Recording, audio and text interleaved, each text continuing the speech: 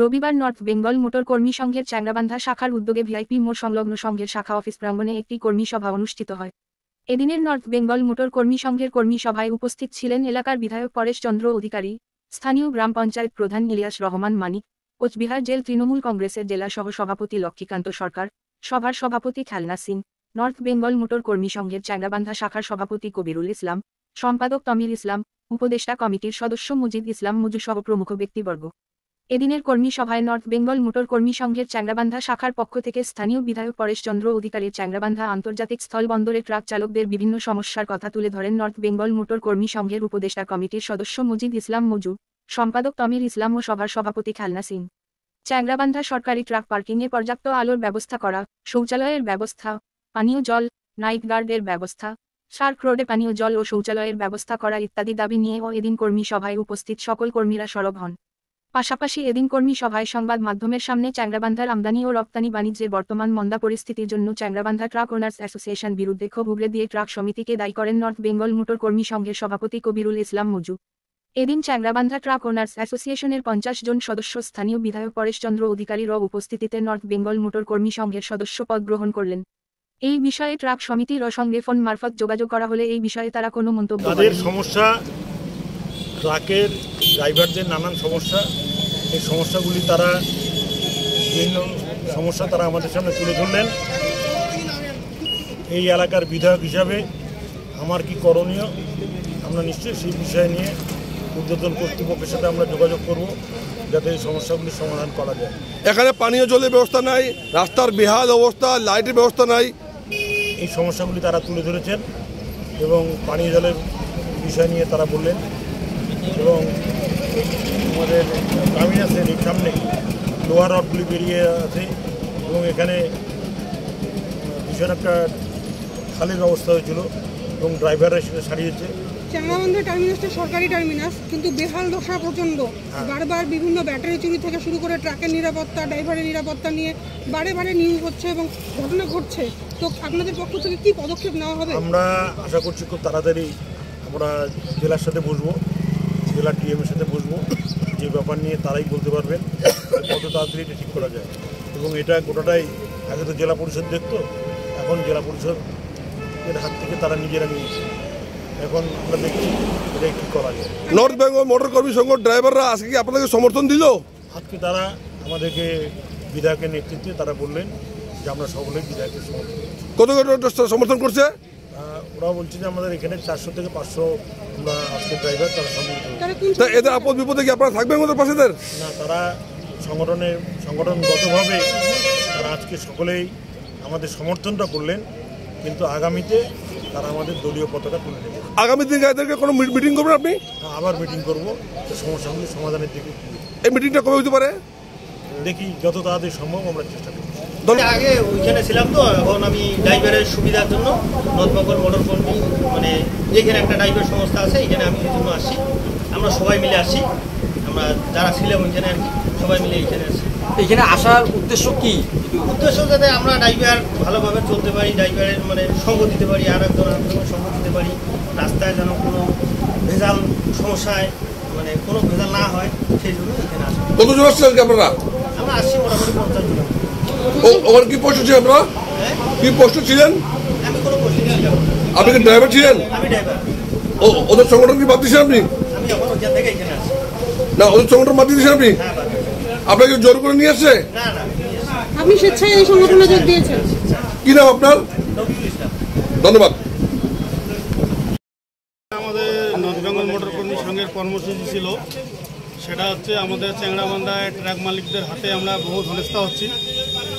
প্রথম কথা হচ্ছে আমাদের চ্যাংরাবান্ধা যেগুলো সমস্যা, আমরা সিন্ডিকেটকে বলতে বলতে ওনারা কিছু করতে পারেন নাই, কারণ ওনারা ওদের নিজের পেটেই ভরাইছে আগে।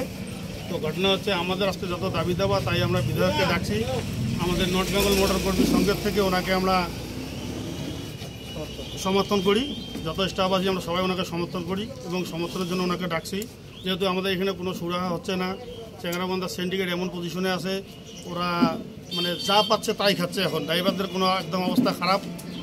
ওরা আবার কি করতেছে, ওই গাড়ি মালিকদের কাছে 200 টাকা করে নিচ্ছে মাসে মাসে, তাতে 3500 গাড়ি 7 লাখ টাকা দিচ্ছে মাসে। 4-5টা স্টাফ আছে, কেউ ডিউটি করে কেউ করে না ওদের। ওই পয়সাগুলো আত্মসাৎ করতেছে। আর আমাদের ড্রাইভারদের উপর অত্যাচার, গাড়ি বাংলাদেশ ঝুলে 3 দিনও গাড়ি খালি হয় না, মানে বিভিন্ন সমস্যা, আমাদের বহুত সমস্যা আছে। তো বেতন তো নাই, আমাদের চ্যাংড়াবান্ধা কোনো বেতনের সিস্টেম নাই ড্রাইভারের।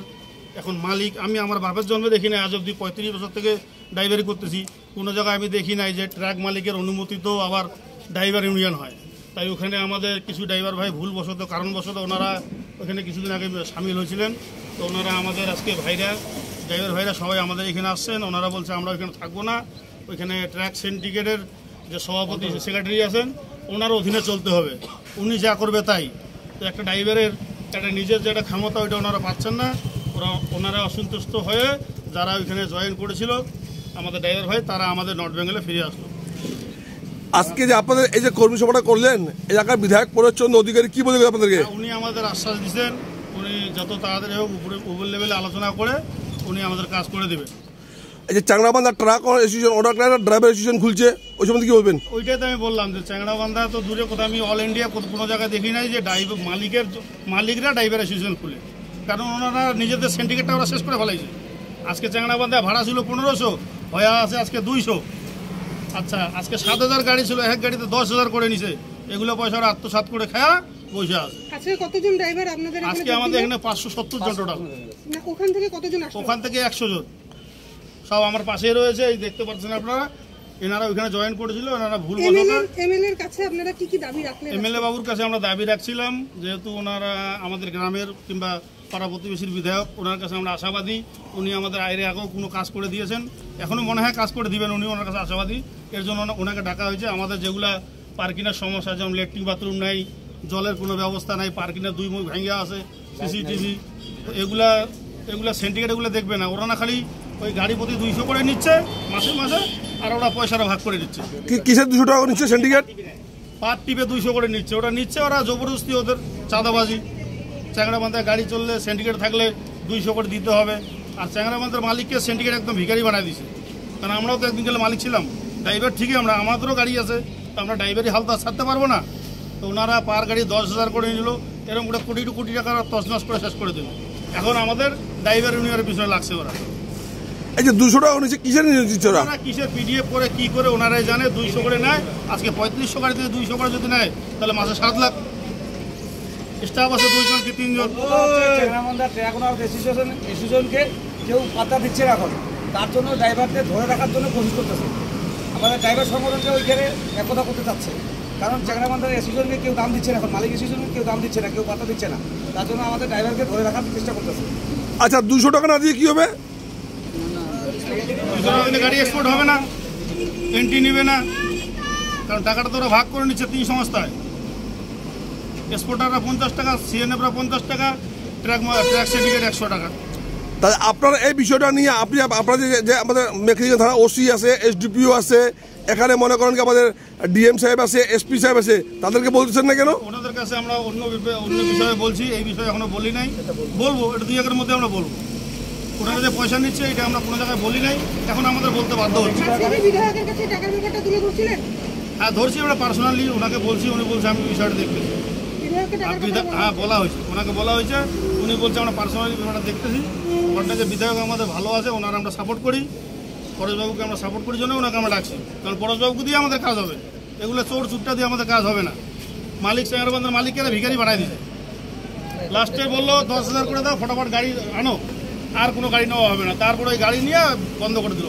আজকে 1500 টাকার ভাড়া 200 টাকা করে দিল। কোনো আন্দোলন নাই ওদের, কোনো আন্দোলন নাই। সব জায়গায় দেখেন স্লট নাই, কিছু নাই, এখানে স্লট। ট্রাক সিন্ডিকেটের সামাদ মামা বলেছিল যে তোমরা ফটাফট গাড়ি কিনো, এইবারে ভর্তি করবো, আর ভর্তি করবো না। ওগুলো পয়সা নিয়ে ওরা খাওয়া দেওয়া চুপচাপ। আজকে বোর্ডারটা শুধু ধ্বংস হইল মেন সেক্রেটারির জন্য, চ্যাংড়াবান্ধা সিন্ডিকেটের জন্য ধ্বংস হইল। আজকে যে আমাদের চ্যাংড়াবান্ধা ব্যবসারা পুরোটা শেষ করলো সিন্ডিকেট, চ্যাংড়াবান্ধা সিন্ডিকেট। তো এখন তো সিন্ডিকেটের মেম্বার তো নাই শুনলাম। নাই, এখন ওনারা তো মানুষকে, এখানকার যে জনগণ আছে, এখানকার যে গাড়ির মালিকরা আছে, সমস্ত মালিকদেরকে ধ্বংস করে দিচ্ছে আজকে ভিখারির পথে। আজকে কোনো মালিক এখানে নাই। নর্থ বেঙ্গলের একমাত্র আন্দোলনটাকে রুখার জন্য ওরা নিজেরা এখন ড্রাইভার ইউনিয়ন তৈরি করতেছে, যাতে ড্রাইভারের আন্দোলনকে ড্রাইভার দিয়ে মানে প্রতিরোধ করা যায়, তার জন্য ড্রাইভার ইউনিয়ন তৈরি করতে হবে। এটা কোথাও ভারতবর্ষে শুনছেন যে মালিক ইউনিয়নে আবার ড্রাইভার ইউনিয়ন তৈরি করবে? এটা কোন সংবিধানে আছে? আপনার নাম এবং পদমর্যাদা? আমার নাম তমিন হোসেন, আমি নর্থ বেঙ্গল মোটর কর্মী সংঘের সেক্রেটারি। মজিদবাবু, আপনি কিছু বলবেন? বলছি, যাই হোক, আমাদের নর্থ বেঙ্গল মোটর কর্মী সংঘের সেক্রেটারি কবির হোসেন এবং সভাপতি কবিরুল হোসেন এবং বিভিন্ন আরও মেম্বাররা আছে, সবাইকে ধন্যবাদ জানাই। আজকে আমাদের এই চাকরাবান্ধা বর্ডারে আমাদের 7,000 গাড়ি ছিল, প্রায় 7,000-এর উপরে ড্রাইভারও ছিল। কারণ আস্তে আস্তে আমাদের চাকরাটা একদম মানে নষ্ট হয়ে গেল। নষ্ট হওয়ার কারণ হচ্ছে আমাদের 2-1 লোক আছে, এই 2-1 লোকের কারণে এই বর্ডারটাকে নষ্ট করে দিল। কারণ কি, এখানে ব্যবসা করতে কেউ যদি আসে তাদেরকে ব্যবসা করতে দেওয়া হয় না, দাদাগিরি করা হয় বা হিটলারি শাসন যেটা সেটা করা হয়। এর জন্য বাইরের এক্সপোর্টাররা এবং বাইরের যারা বিভিন্ন ব্যবসায়ীরা তারা চাকরাবান্ধা আসতে ভয় পায় কয়েকজন মালিকের জন্য। তো আমি চাই না যে তারা এরকম করুক, তাদের বুদ্ধি হোক, তাদের বুদ্ধি যাতে উপরওয়ালা এবং ভগবান তাদেরকে বুদ্ধিটা দেয় যে বাইরের পার্টিরা আসলে চাকরাবান্ধায় উন্নতি হবে এবং বাইরের লোকজন এখানে যত ঘুরবে তত চাকরাবান্ধার লোকের ব্যবসা বাণিজ্য সব কিছুর মধ্যে কাজে কামারে সবার রুজিরুটিতে পয়সা হবে। তা আজকে আমরা এখানে কর্মসূচি একটা করেছি। এই কর্মসূচি কারণ আমাদের পার্কিংয়ের প্রথম বিষয় হচ্ছে পার্কিংয়ের রাস্তা ভাঙা। আমরা আজকে বিধায়ক আমাদের আসছিলেন, বিধায়ক তারাকেও দেখাইলাম এবং আপনারা সাংবাদিক যারা আছেন আপনারা নিজেরাও জায়গাটা ইনভলভ করেন এবং দেখতে পারেন আমাদের কখন কি অ্যাক্সিডেন্ট হয়ে যায়। কারণ ওখানে টায়ারে কখন একটা টায়ারের দাম 30,000 টাকা, সেই ওখানে একটা টায়ার যদি বাস্ট হয়ে যায় পরবর্তীতে যা পরিস্থিতি আছে মানে গাড়ি ভাড়া নিয়ে মানে কেনার মতন ক্ষমতা থাকবে না। এবং আমাদের পানীয় জলের ব্যবস্থা নেই এবং শৌচালয়ের কোনো ঠিক রকম ব্যবস্থা নেই, লাইটের কোনো ব্যবস্থা নেই।